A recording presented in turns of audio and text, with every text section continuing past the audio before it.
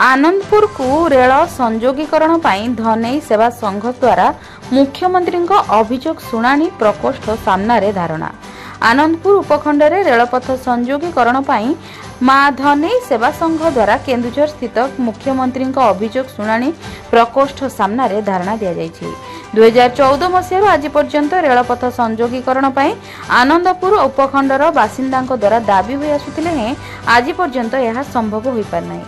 या मध्य सरकार परिवर्तन होइथिले हैं आज पर्यंत कौनसी पदक्षेप निया न जिबारु बाध्य होई शुक्रवार दिन आनंदपुर मां धनई सेवा संघर 50 रु ऊर्ध्व सदस्य मानक द्वारा केन्दुझर मंडुआ स्थित मुख्यमंत्री अभियोग शुणाणी प्रकोष्ठ सामने धारणा दि जायछि।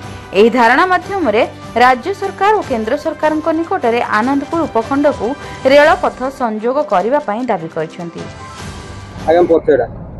विष्णु प्रसाद बारिक सभापति मां धनई सेवा संघ आनंदपुर कौन पे आज ये धारणा देछन्ति मुख्यमंत्री को अभियोग प्रकोष्ठ केन्दुझर निरीह जनसाधारण प्रति ईश्वर वरदान आज्ञा अतुट। केन्दुझर जिले में खनि पानी बैतरणी जंगल जमी आम जिलू खनि नहीं राज्य में भारत चलुची।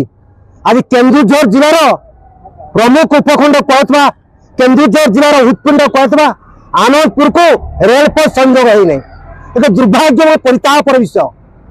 ए संपर्क दीर्घ 14 मसीह आंदोलन हो चली जो आंदोलन गणतंत्र को सम्मान दे आंदोलन एवं प्रधानमंत्री ऑफिस बारंबार रेलवे विभाग को निर्देश होती 2014 मसीह पूर्व तट रेलपथ जाजपुर जशीपुर 38 किलोमीटर एक सर्वे करके रेलवे बोर्ड को पठाई आज पर्यटन कार्यकारी होनी।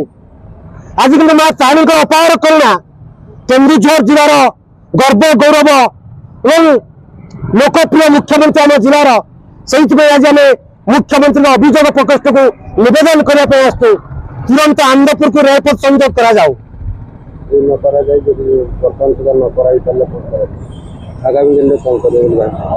आगामी दिन में आनंदपुर उपखंडर समस्त जनसाधारण दृढ़ विश्वास दे आम जिलार मुख्यमंत्री निश्चित भाव में रेलपथ हम जदि न हुए विश्वासघातक हुए तापर जो विस्फोरण हम आपण मैंने निजे देखिए आज कहने असुविधा। संग्राम केशरी मिश्र रिपोर्ट के पब्लिक न्यूज।